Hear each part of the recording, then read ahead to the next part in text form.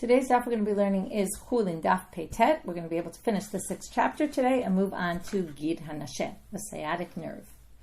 Okay, with this we're going to get started with Rava. So Rava at the bottom of the previous daf, we had seen that with the reward, because we were talking about afar and efer and what afar can be used, and efer and afar are sometimes interchangeable. We have B'sachar Shamar Avraham Avinu Vanochi Afar ve'efer, because he said that. Is that right? I'm like nothing. Okay, although he doesn't say nothing, we'll see others who say actually we're nothing, and that's going to be a little bit different. But I'm like dust and ashes. So, Zachu banav l'shtei mitzvot, 2 mitzvot, Efer para and Afar sota. I forgot to mention, what's the Afar sota?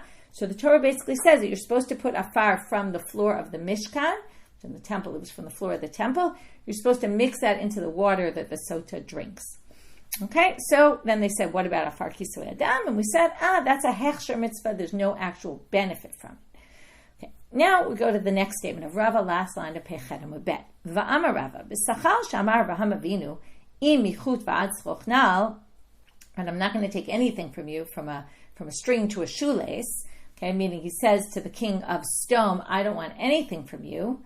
Zachu banav l'shtei mitzvot, right, I won't take anything for free, basically, was what Avram was saying.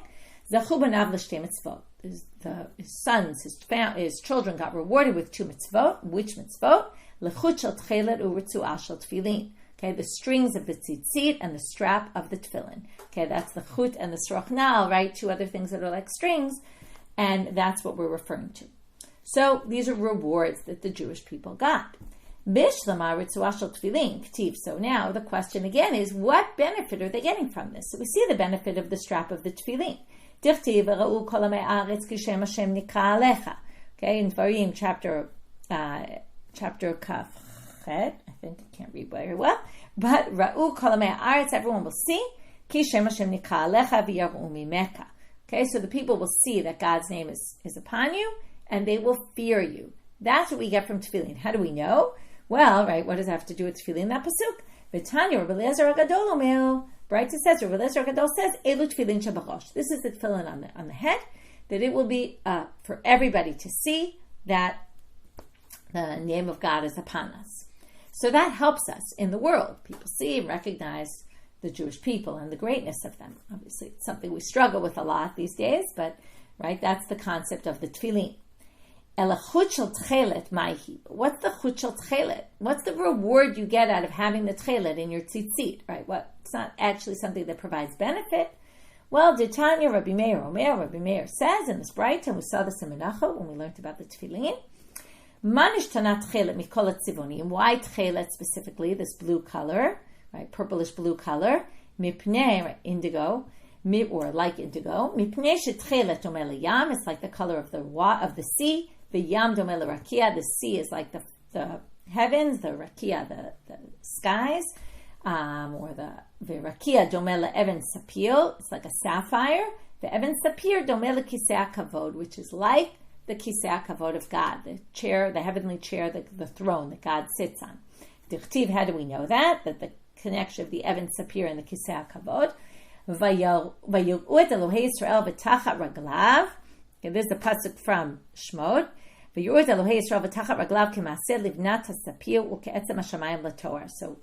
under his feet, right, that God, where he sits on his throne, it looks like sapphire. Uktiv, Eben Sapir, Demut Kisei. And there's another pasuk that says, right, like the Eben Sapir, that's his chair. So here we see the throne of God is this color, and that's what does that benefit? Well, it allows us to be in the presence, to feel the presence of the Shekhinah by wearing the tchelet in the tzitzit. Okay, so those are the 2 rewards they got for this sentence that Avram said, Im michut va'ad tzroch na'al. Amar Rabbi Abba, kashe gazel hane'echal. Okay, if we're talking about the stone situation with the 5 kings and the 4 kings, and then what happened in the aftermath, so there, Avraham also says, okay, he says, Biladi rak asher yachlu ha'na'arim, he says, listen, I don't want anything from you, but other than, okay, this is the next pasuk after the chut v'srochnal, right? He says, I'm not taking anything from you. Okay, I don't want you saying you may be wealthy. I'm not going to take anything from you, other than what my na'arim ate. Okay, now from here, what do they learn? Look how hard it is to return a stolen item that you ate or consumed in some way that you no longer have, right? It's very hard. If you steal something and this item is still in your house, so you can give it back. It's not that challenging. It's difficult, but not so bad. But to steal something, eat it. Let's say I steal food and I eat it, or it's something else that I consume and I finish, right? And it's no longer there. It's very hard to replace that because you don't have it anymore. Now I have to take money out of pocket. Even Avram Avinu, one of the most righteous people, he didn't want to take a cent from the king of Sodom. But he said, but what my Na'arim ate, I can't return that to you. That's just too much to ask. Okay, so here this is trying to discourage theft and saying, now obviously Avram didn't steal, but it's saying I'm not going to return that to you. That's too challenging, and therefore, right, we learn from here how hard it is. So if you're going to steal, also try to save it so maybe you can return it one day, or just don't steal. Amar Rabbi Yochanan Mishum Rabbi Eliezer Rabbi Shimon. Kol makom she'ata motzei dvarav shel Rabbi Eliezer beno shel Rabbi Yossi Haglili b'Haggadah. Anytime you see something Rabbi Eliezer, the son of Rabbi Yossi Haglili, says in Haggadah, asei oznech kafar kesef. Make your ears like a funnel. V'lo mirubchem. Okay, here's the drasha. Lo mirubchem mikol amim chashak Hashem bachem. It's not because you're such a great, plentiful, you have so many people, your nation. Okay, the continuation of that pasuk is, it's in Dvarim chapter 7, Vayibchar bachem ki atem hama'at mikol ha'amim. You're the smallest of all the nations. So what's the drasha here? Right, it's not that you're necessarily small in number, which it sounded like. Amar lam HaKadosh Baruch Hu liYisrael choshkani bachem she'afilu b'sha'a shani mashpia lachem gedula atem ima'atim atzmechem lefanai. Even when I give you greatness, you make yourselves into something very small, meaning you're very humble. That's the greatness of the Jewish people. Now we're going to have a list of all the greatness God, that all sorts of people that God gave greatness to, and they were humble. And then we're going to compare it to the list of people like that in other nations. And we're going to see that they were very arrogant about it, and the power got to their heads. Okay, Natati Gdula Avraham. After I gave greatness to Avram, what did he say? Amar lefanai. And now we understand why we're here. Anochi afar va'efel. Right? I am dust and ashes. LeMoshe v'Aaron amru v'nachnu ma. Like, who are us? They said to God. LeDavid, he gave greatness to David, and what did David say? V'anochi. This is from Tehillim. Anochi tolat v'lo ish. I'm a worm. I'm nothing. Not even a human. Aval umot ha'olam inan ken. But the other nations of the world, it's not like this. Natati gdula leNimrod. I gave to Nimrod. What did he say? Amar hava nivla lanu ir. He said, I want to build a city to get up to the heavens. LeParo. And what did Paro say? Amal mi Hashem. Who is God? I should listen to him. I should let the Jewish people out. LeSancheriv. I gave greatness. Amar. What did he say? Mi b'chol Elohei aratzot. Okay, who in all the aratzot? Let's read the pasuk. Asher itzilu et artza miyadi. Who's going to save their nation from among me? Ki yatzil Hashem et Yerushalayim miyadi. No way is God going to be able to save Jerusalem from me. LeNebuchadnezzar. God gave greatness. Amar elal b'motei av. And he's even said, the end of that pasuk is Adamel Elyon. Okay, I'm going to go up on the clouds, and I'm going to be like the Elyon, like God. Okay, so there, one more. L'chira melech tzol. Amal Moshav Elohim yashavti b'lev yamim. I sat in the dwelling of God. Okay, so all these people say, oh, God gave them greatness, that we're all so great. And yet in the Jewish people, we have Moshe and Aaron, right? We start with Avram, Moshe and Aaron, and David. Now we're going to compare them a little. Amar Rava, v'itema Rabbi Yochanan. So either Rava or Rabbi Yochanan says, Gadol shenemar b'Moshe v'Aaron yoter mima shenemar b'Avraham. Okay, it's greater what they said about Moshe and Aaron more than Avraham. De'ilu b'Avraham k'tiv anochi afar v'efer. What did Avraham say? I am dust and ashes. Ve'ilu b'Moshe v'Aaron k'tiv v'nachnu ma. By Moshe and Aaron, he said, well, we're nothing. Avram didn't say I'm nothing. He said I'm dust and ashes. Now you might say that's close to nothing, but they even said we're nothing. V'amar Rava v'item Rabbi Yochanan. Again, Rava said, or maybe Rabbi Yochanan, Ein ha'olam etkayem ela b'shvil Moshe v'Aaron. The world is standing right now because of Moshe and Aaron. How do we know this? K'tiv hacha v'nachnu ma. Because of what they said, we're nothing. U'k'tiv hatam tola eretz al blima. Okay, the world is hanging on blima. What is blima? Blima, with nothing. Okay, the people who said we're nothing. Okay, that's it. Now the word livlom, okay, like blamim in Hebrew are brakes, your brakes on your car. Okay, so now we're going to see. Amar Rabbi Ila, ein ha'olam tkayem ela b'shvil misha bolem et atzmo b'shat meriva. the one who puts on the brakes when they're in the middle of a fight. That's what the world is based on. A different drasha in the pasuk, Tola Eretz al blima, I'm putting on the brakes. If you can learn to put on brakes during a fight with someone, right? That's always probably one of the most challenging times to put on the brakes. But if you can, right, they stop themselves, they close their mouth and just stop talking. Shene'emar Tola Eretz al blima. Rabbi Yavahu amar, Misha mesim atzmo ki misha eino. He says, I'm going to show you a different pasuk for this. Someone who makes themselves as if they're nothing, that's what the world is based upon. Shene'emar umitachat. They understand mitachat underneath. Zura'ot olam are the arms of the world. What they're saying here is mitachat. If you put yourself down very low, you are the zura'ot olam. You're the one holding up the world. Amar Rabbi Yitzchak. Mai dechtiv, another drasha. Ha'umnam elem tzedek tidaberun mesharim tishpetu b'nei adam. Okay, here's a pasuk. I assume it's from Tehillim. Yeah, it's from Tehillim Nun Chet. And it says, Ha'umnam. Is it true? Elem. Okay, elem means like from Elaim, not to speak. Tzedek tidaberun. Will speak righteousness. Like in other words, could it really be someone who's a mute could speak righteousness? Mesharim tishpetu b'nei adam. And in the straight way will they judge people. Now we're going to talk about what the drasha on this pasuk is. Ma umanuto. Umnam means, is it really? But it also comes from the root umanut. What is a person's role? Umanut is what trade, but what's your role in this world? Shel adam ba'olam hazeh.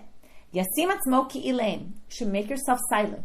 Hold back. Don't say everything you always want to say, right? Sometimes it's better to be quiet. However, the next words are tzedek tidaberun. It's a little confusing. You're supposed to be quiet, but then you're supposed to speak righteousness. So what do they learn? Well, yachol afli divrei Torah. Maybe you're also supposed to be silent about divrei Torah. No, Talmud Lamar tzedek tidaberun. You're supposed to talk words of Torah. Yachol yagis da'ato. You might think, well, you can become arrogant. Talmud Lamar mesharim tishbetu b'nei adam. Mesharim milashon mishor. Mishor is a flat space, flat like the plains. Be plain about it. Okay, don't be arrogant. Be just plain. Okay, on the normal level. Don't rise up to some high level. Okay, so that was all about trying not to be arrogant. It all started with Avraham, who said, Anochi afar ve'efer. Now we're back to our topic of Kisoi Hadam, and we're going to finish it up right now with this last topic. Amar ze'ere v'item rabba bar Yirmiyah, mechasim ba'afar ir hanidachat. You can use the dust of a city of the ir hanidachat. Okay, now what they're going to think right now, they mean not dust, but ashes. The ashes of the ir hanidachat. If you remember, ir hanidachat is a city where people all start, they convince the majority of the people to worship idols. You have to destroy all the property in the city. Okay, besides the people get killed, and you destroy the property of the city. So you can take the ashes from that city and cover the blood. To which the Gemara says, Amai, isurei hana'ahu. But wait, aren't they forbidden to benefit from them? Because it's stuff that was used for avodah zarah worship. Right, all the stuff of the ir hanidachat you're supposed to burn and not benefit from. Amar ze'eri lo nitzcha ela la'afar afara. We're not talking about the ashes. We're talking about the dirt on the ground. Okay, all the dust from the ground of the ir hanidachat, or the dirt or the soil. That's what we're talking about. You can use that. How do we know? Dichtiv, it says, Et kol shlalat tikbotz el toch rechova v'sarafta. Collect all the booty, right? All their property. Put it in the middle of the city. Now it says, number one, verb is collect.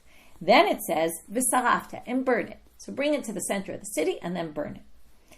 Misha eno mechusar ela kvitza u'srefa. What do we learn from here? What did they collect? Only things, whatever has to be collected is what you can't benefit from. Well, it's only things that need only to be collected and burned. Yatsa, so what does that come to exclude? Yatsa zeh shemechusar trisha kvitza u'srefa. Take off the list something that needs first to be uprooted, which is the stuff on the ground. You have to pick it up from the ground, right? The soil goes like in chunks. You have to take it up off the ground, remove it from the ground, then collect it, and then burn it. Well, that's not what the pasuk is referring to. Okay? Rava Amar, mitzvot lav lehenot nitnu. Rava says, mitzvot were not given to benefit from, okay? So that's a second answer. Meaning, this is not, using it for Kisoi Adam is not benefiting from it, because there's no benefit received by doing the mitzvah, as we talked about before. Yativ Ravina v'ka'amar lal hashmata. So Ravina now sits and says what Rava said, that mitzvot were not given to benefit from. So, Eitive Rav Rachumi the Ravina. Rav Rachumi says to Ravina, wait a minute, what do you mean? Look at this. Shofar shel avodah zarah lo yitkabo. Don't use a shofar that was used for idol worship. So how can you use the dust from idol worship or the ashes, and you can't use a shofar of avodah zarah? Right? My love, im takalo yatzah. It sounds like if you did blow the shofar, you won't fulfill the obligation, which would mean then if you use the ashes from the iranidachat, you're not going to be able to, right? You can't fulfill the mitzvah. Lo. Im takayatsa. No, they say no. Shofar of avodah zarah means you shouldn't use it because it's really disrespectful to God to use a shofar from something that was used for idol worship. But if you used it, okay, you're going to get the mitzvah because in the end, mitzvot are not given to benefit from, so you can benefit because that's not really called benefit. You can do the mitzvah with it. Okay, same question with lulav. Lulav shel avodah zarah lo yitol. Don't take a lulav and shake it if it was a lulav of idol worship. My love, im natalo yatzat, sounds like if you did it, you won't fulfill your obligation. And that shows like, oh, mitzvot are for benefit. And that's why you can't fulfill your obligation because you're not allowed to benefit from the lulav. Against what Rava said. Lo, im natal yatzat. No, they say, just explain. If you did it, you actually fulfill your obligation. Just ideally don't use a lulav that was used for idol worship. Not appropriate. But that all sounded like possibly an okay answer. But going back to both these difficulties, the shofar and the lulav, v'hatanya, it says in a braita, taka lo yatsa, nata lo yatsa. If you blew the shofar of avodah zarah, it doesn't work. You don't fulfill your obligation. If you took the lulav, you don't fulfill your obligation. So Amar Rav Ashi says, how do we reconcile that with the kisoy adam? So Rav Ashi says, hachi hasha, you're comparing two completely different things, and with this we'll finish the chapter. Hatam there, shi'ura be'inan. You need a shear. The shofar has to be long enough, Rashi tells us, so you hold it in your hand and you can see the shofar on both sides. The lulav has to be 4 tvachim tall, long enough in order to shake. They need a certain amount. Now, avodah zarah, kitute mechatet shi'ura. It's supposed to be burned, and therefore we look at it as if it's less than it is, because it's something that's meant to be burned. It's as if it doesn't have a shear at all, because it's supposed to be burned. Even if you don't burn it, even if you have your lulav standing up, it's something meant to be destroyed. So it's as if it doesn't have a requisite amount, and this needs a requisite amount. But hacha, by kisoy adam, koma de mechatet ma'ale lekisoy. Remember we learned that you don't want big chunks, you want to break them up into teeny particles. So the more you destroy it, the more appropriate it is, right? Think about this afer. It was the ashes of the stuff you burned. So that's actually what you want. And therefore, for kisoy, you actually want it to be small and crushed up. And therefore, the fact that it says avodah zarah and it's supposed to be burned doesn't bother us, because that's actually the form that we'd be happy to have it in. And with that, hadran alach kisoy adam, we finish the chapter. Now we're going to move to Gid HaNasheh. Okay, Gid HaNasheh, you should remember this, the sciatic nerve comes up in the angel fighting with Yaakov in chapter 32 of Breshit, and he basically grabs the kaf yerech. We're going to talk about that, the kaf yerech of Yaakov while he was fighting, and then the pasuk says at the end there, Al Kain, based on this story, Lo yochlu b'nei Yisrael et Gid HaNasheh, the Jewish people should not eat the Gid HaNasheh, the sciatic nerve, asher al kaf hayarech. Okay, that's on the thigh. Ad hayom hazeh, until this day. Because the angel grabbed Yaakov's, injured him there. So we remember this by not eating the Gid HaNasheh. Now we're going to have a whole chapter about the Gid HaNasheh. So just like the previous chapters of Kisoy Adam and of Otov et Beno, we have a list. Gid HaNasheh noheg ba'aretz u'b'chutz la'aretz. In Israel, out of Israel, b'fnei habayit, v'shelo b'fnei habayit. When there's a temple, when there's no temple. Okay, that was true for all three sections that we just saw, Kisoy Adam, Otov et Beno, and also the Gid HaNasheh. Bechulin o b'mukdashim. Okay, let's go back. Otov et Beno, also both. But Kisoy Adam was not by korbanot. Okay, but this one is also by korbanot and also by chulin. V'noheg b'beima u'b'chaya. This also was different in the other cases. If you remember, in Otov et Beno, it's just behemot. In Kisoy Adam, it's just the chayot and the birds, the ofot. And this one is specifically be'ema and chaya, but not by a bird. Okay, we'll get to that in a minute, how we know that. B'yarech shel yamin u'b'yarech shel small, even though only one of the sciatic nerves on one of the sides of Yaakov was injured, we do it on both sides. We forbid it on both sides. Ve'eino noheg ba'of, and it's not relevant in birds. Why? Mipnei she'ein lo kaf. Okay, what's the kaf? A kaf literally means a spoon. The way the sciatic nerve works, there's two sciatic nerves. One is the inner, one is the outer. We're talking about the inner one. The inner one is forbidden by Torah law. The outer one, there's a machloket. We'll get to it later, where exactly it is. But the inner one, the more important one, is the one that it goes from your vertebrae, where the tailbone starts. There's a nerve that goes down into the thigh. And that's the sciatic nerve that we're talking about. Now, around it is this rounded piece of flesh. And that's what we call a kaf hayerech. Because it's rounded, it's like a spoon. So they call it the kaf hayerech. Now, a bird doesn't have this flesh around it. And that's why it's not true for the bird. Because the pasuk said, if you recall, I said, al kaf yerech. Okay? And therefore, there is none by a bird, so it's not a bird. In a bird. V'noheg b'shlil. Okay, now in a shlil is a fetus. What the commentaries are going to say, we'll get to this later in the Gemara that we're talking about. We're just going to see there's a bit of a debate about it, but a 9-month fully grown fetus that's still in the body.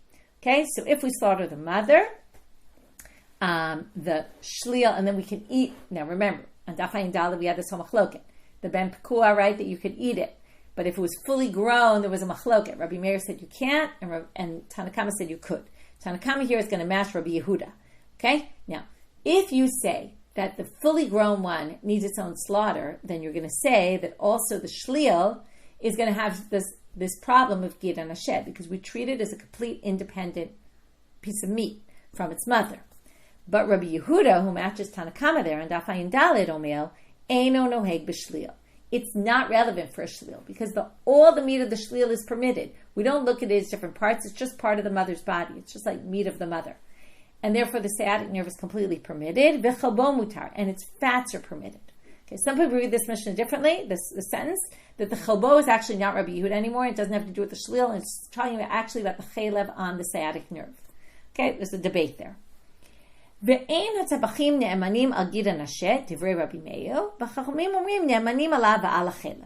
Another interesting machloket, which is, do we trust the butchers that they took out the sciatic nerve? It's very hard to take out the sciatic nerve. In fact, there's places where they won't serve filet mignon, often in Chutz La'aretz, because outside of Israel, they think it's too complicated to do, so they don't do it. Here you see that you can't even trust someone who tells you, according to Rabbi Meir, that they did it. The rabbis say you can trust them, and you can trust them with chalev. You can assume the butchers know what they're doing, and if they say they took it out, they removed it. Also the sciatic nerve, and also the chalev, which are the forbidden fats of an animal. Here, for sure, the chalev doesn't mean gid and ashed, it just means chalev in general. Okay, now the Gemara starts off with a question, a pretty basic question, or although not sure it's such a basic question, I'll tell you why in a minute. Mukdashim pshita. Okay, the case. Why does it have to tell you chulin and mukdashim? Because it's obvious that gid and ashed is going to be forbidden in sanctified animals. Why? Mishum da'akdeshe pakale isur gid minei. Just because let's just talk about it. What does it mean to sanctify an animal? It happens after the animal's alive already. Okay? So if I take an animal that's alive, that already when it was born, its gid and ashed was forbidden, and now I'm going to say, oh, well, now that I sanctified it, we remove the prohibition of gid and ashed? Of course you wouldn't say that. So why do you even need to tell me this in the Mishnah? Now, one could argue, the reason it's in the Mishnah is because in all the other Mishnayot, they went through Chullin, Mukdashim, which one, and they're just listing it. And it's not like they're really trying to tell us anything new. But the Gemara assumes they're telling us something new, and therefore they're trying to figure it out. So we're going to have 3 attempts today to understand this. First is, maybe he wants to tell us that a gid has flavor, meaning it has taste, and Ati Isur Mukdashim v'chayali Isur gid. Gid and ashed can't be eaten. You can benefit from it. You just can't eat it. So if you have the prohibition of the gid, and then, so you can't eat it, but you can benefit. Add to that now that we sanctify the animal. Well, normally we have this concept, ein isur halal isur. If something's forbidden, we don't add another prohibition. But if when we add the other prohibition, it's in a different area, which is not forbidden to eat anymore, but now that it's mukdashim, there's an isur of me'ilah, which is you're not allowed to benefit from it at all. So that would be adding benefit. So then you would say, okay, eating was forbidden before it was sanctified, and benefit is forbidden once it's sanctified, and maybe that's what it's trying to tell you. But that doesn't match the language in the Mishnah. Hi mukdashim noheg begid mibayle. It should have just told us that hekdesh is relevant for the gid, not that the gid is relevant in mukdashim. It's the reverse order. it's trying to tell you that the laws of Hekdesh will apply even after there's a prohibition of the Gid. And that's not what it says in the Mishnah. Ela, so option number 2. Now that one, if you notice, was introduced with the Vachitema. Vachitema means if you're going to say, we already know from the beginning we're going to reject. But now we're going to try another one. Ela Kasavar, which we'll also reject. But this one, at least they think at first that it's going to be an answer. Ela Kasavar, Ein Begidim Benotein Tam. Maybe it's trying to say that they don't have any taste to them. And therefore, B'mukudashim Isur Gid Ika, Isur Mukudashim Leika. Maybe what it's trying to say is the Gid is in the Mukudashim, but there's no Isur to eat from the sake of Mukudashim, because there's no taste. So because there's no taste, it's already forbidden to eat. So Mukudashim don't add anything new. And now we're going to add that it's all, right, it's not forbidden to benefit. That in the Mukudashim, it's only the problem of Gid. It's not a problem of Me'ilah. But wait, does the Tan of our Mishnah really think that Gidim don't impart flavor? Look at the Mishnah later in the chapter. It seems very clear there. If you have a limb, a thigh, where they cook together with it the Gid Anasheh, if it gives flavor, imparts flavor, then it's forbidden. Now, what does it mean if it does? Meaning, it does impart flavor. The question is, did it impart enough flavor? How much of the Gid is there compared to the meat? Okay? But if you can taste the Gid, which means it does have taste. So it's very hard to say that our Mishnah thinks it doesn't have taste, and later on in the chapter, the Mishnah thinks it doesn't have taste. So that answer doesn't work. So they're going to try answer number 3. Elahacha bivladot kodashim askinan. Because maybe we're talking about offspring of the kodshim. And kasavar noheg b'shlil. Okay? And then the Mishnah is basically saying, im mukdashim, if it was conceived by an animal that was already sanctified, and then we would have to say that the Gid Anasheh applies, and as Gidim, right, the law of Gid applies to the Shlil, to this fetus, V'kasavar, and they would have to say, Vladot Kodashim b'me'ei iman hem Kedushim, that the Kedusha kicks in already when they're conceived, not when they're born.